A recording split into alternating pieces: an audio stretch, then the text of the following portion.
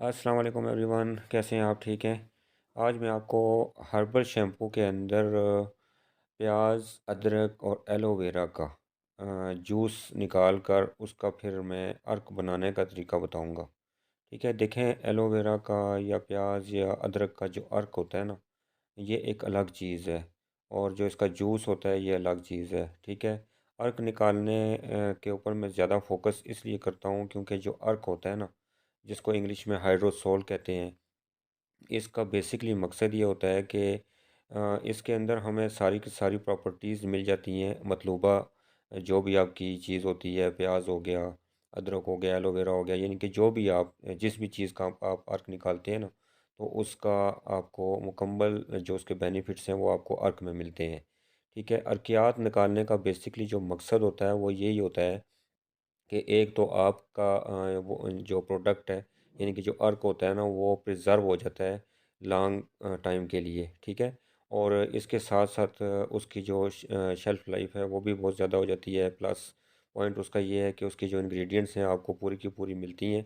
और उससे plus point ये है कि इसकी जो स्मेल होती है, ख़ास तौर पे जो प्याज होता है, इसकी जो स्मेल होती है वो बिल्कुल भी अर्क में नहीं आने वाली।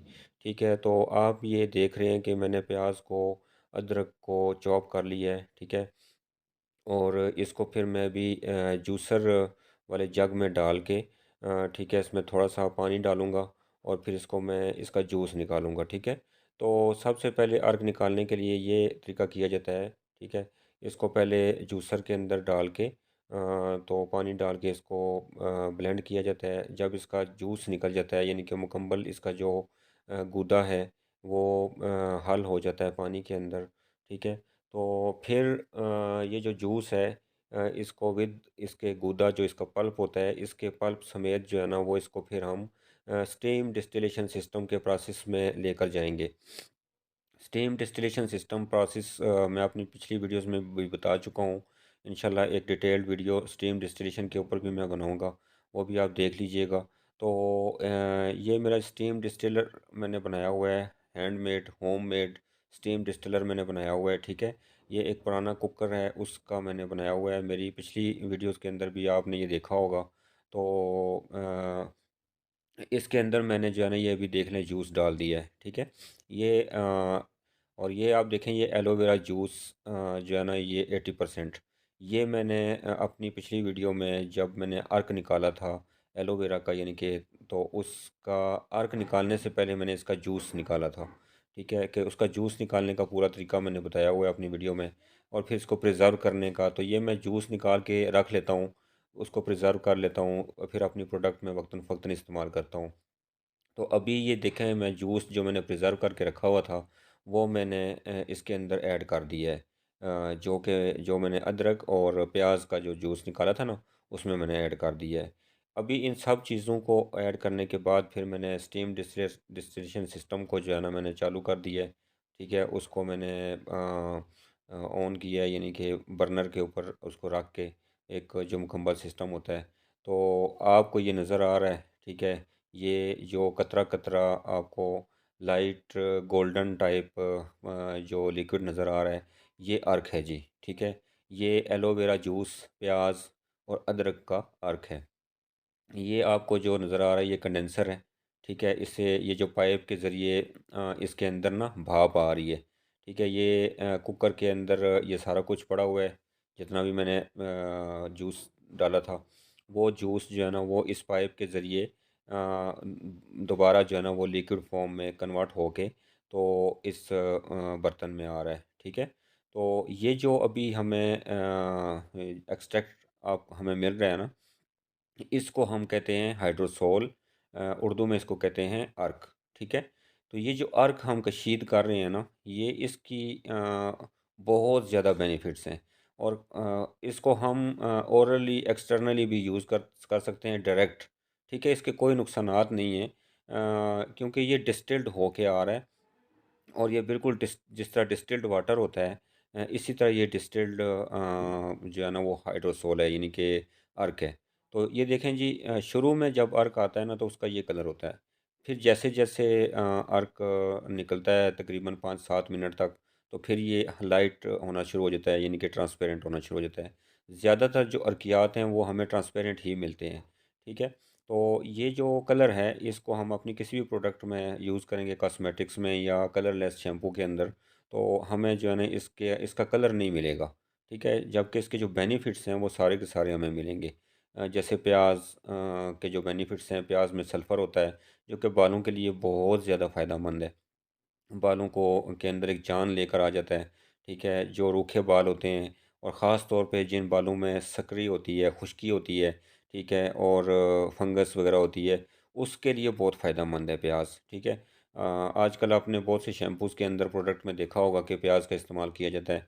तो प्याज बेसिकली इसी मकसद के लिए इस्तेमाल किया जाता है कि ये बालों के अंदर एक स्मूथ का इफ़ेक्ट लेकर आता है, उनको मज़बूत करता है, ठीक है। इसके साथ-साथ जो अदरक है इसके अंदर एंटी इन्फ्लेमेटरी प्रॉपर्टीज़ हैं, जो कि आपकी जो बालों की स्किन होती है, सर की स्किन होती है, उसके अंदर बड़ा अच्छे उसके बेनिफिट्स होते हैं। और एलोवेरा के बारे में तो सभी जानते हैं कि एलोवेरा जो है ग्वारगंदल वो बालों को स्मूथ करती है, ठीक है। बालों को मजबूत करने के साथ-साथ इसके अंदर जो है ना वो इसके अंदर स्याहपन लेकर आती है, ठीक है? तो एलोवेरा के अपनी जगह बेनिफिट्स हैं। तो इन चीज़ों का कॉम्बिनेशन बना के तो मैं ये अर्क निकाल रहा हूँ, ठीक है? जो कि आपने मेरी इस वीडियो के अंदर देख लिया है। और इस सारे के सारे अर्क को फिर मैं बॉटल्स में डाल के प्रिज़र्व कर लूँगा, यानी कि रख दूँगा। और इसके अंदर किसी प्रिज़र्वेटर की ज़रूरत नहीं है भाई। क्योंकि ये जिस सिस्टम के ज़रिए गुज़र के आ रहा है, तो ये डिस्टिल्ड हो जाता है और ये बहुत अरसे तक प्रिज़र्व रहता है, ठीक है? बगैर किसी फ्रिज में रखने के, बगैर किसी प्रिज़र्वेटर के। ये देखें बोतल में मैंने डाल के रख दी है। तो अभी मैं इसको वक़्तन-फ़वक़्तन अपनी प्रोडक्ट के अंदर इन फ्यूचर इस्तेमाल करूँगा और उनकी वीडियो भी मैं बना के तो आपको मैं बताऊँगा कि किस-किस के अंदर मैंने जो है ना इसको यूज़ किया है। मैंने रिसेंटली अपना हेयर मिल्क बनाया था, उसके अंदर मैंने इसका इस्तेमाल किया और इसके बड़े पॉज़िटिव बेनिफिट्स आए हैं। ठीक है, अभी मैं इंशाल्लाह एक मिल्क की और हेयर मास्क की रेसिपी डिज़ाइन कर रहा हूँ। तो जैसे ही मैं उसको मुकम्मल कर लूँगा फिर मैं शेयर करूँगा, ठीक है? मैं आपको भी दिखाऊँगा, तो आप उसको बनाइएगा। पहले तो आप कोशिश करें कि ये जो डिस्टिलेशन सिस्टम है, आप इसको बनाएँ और घर के अंदर तो इसको इस्तेमाल करें। क्योंकि ये डिस्टिल्ड तरीके से जब हम एक्सट्रैक्ट निकाल लेते हैं ना, तो आप इसको कमर्शियली लेवल के ऊपर भी यूज़ कर सकते हैं।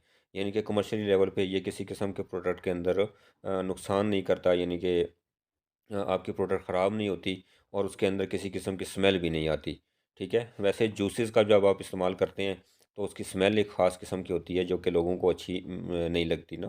तो इसलिए ये जो एक्सट्रैक्शन का सिस्टम है, ये यूज़ किया जाता है ताकि जो है ना आपकी प्रोडक्ट के अंदर आपको बेनिफिट्स भी मिलें ऑर्गेनिक चीज़ों के, और उसके अंदर स्मेल भी ना हो, ठीक है? तो बेसिकली यही मकसद होता है। तो ये देखें जी काफ़ी मैंने जो है ना वो एक्सट्रैक्शन कर ली है और ये देखें अभी लास्ट के ऊपर जो एक्सट्रैक्शन हो रही है उसमें बिल्कुल आपका जो अर्क है वो ट्रांसपेरेंट हो रहा है, ठीक है। तो ये जो अर्क वक्तन फ़वक्तन जो ट्रांसपेरेंट होना शुरू हो जाता है ना, देखें पहले वो बिल्कुल जो है ना वो था डार्क डार्क ये था, ठीक है। डार्क ब्राउन या डार्क गोल्डन कह लें, फिर लाइट गोल्डन हो गया, फिर जो अभी तीसरी दफ़ा जब जो निकल रहा है, तो वो बिल्कुल जो है ना वो ट्रांसपेरेंट हो गया है। ठीक है, आप इसको अलग-अलग भी कर सकते हैं, अपनी किसी ट्रांसपेरेंट प्रोडक्ट के अंदर ऐड करना हो, कॉस्मेटिक्स में यूज़ करना हो, ठीक है, लोशन वगैरह में, तो उसमें भी आप जो है ना इसको यूज़ कर सकते हैं। लेकिन ख़ास तौर पे जो प्याज़ है ये स्किन अपना जो बाल हैं, बालों के लिए बहुत बेनिफिट्स देता है। तो इसलिए जो ये कॉम्बिनेशन बना है ये बालों के लिए, बालों का जो भी टॉनिक तैयार होगा उसके अंदर इसका यूज़ होगा, ठीक है। ख़ास तौर पे जो हेयर मिल्क है और हेयर मास्क है, उसमें इसके बेनिफिट्स बहुत हैं, क्योंकि जब हम हेयर मिल्क या हेयर मास्क बना लेते हैं, तो वो बालों के ऊपर काफ़ी देर तक रहता है। जब वो रहता है तो जो जितने भी बेनिफिट्स इसके होते हैं वो हमें मिल जाते हैं। तो उम्मीद है कि ये वीडियो आपको अच्छी लगी होगी, तब तक के लिए इतना ही। अल्लाह हाफ़िज़।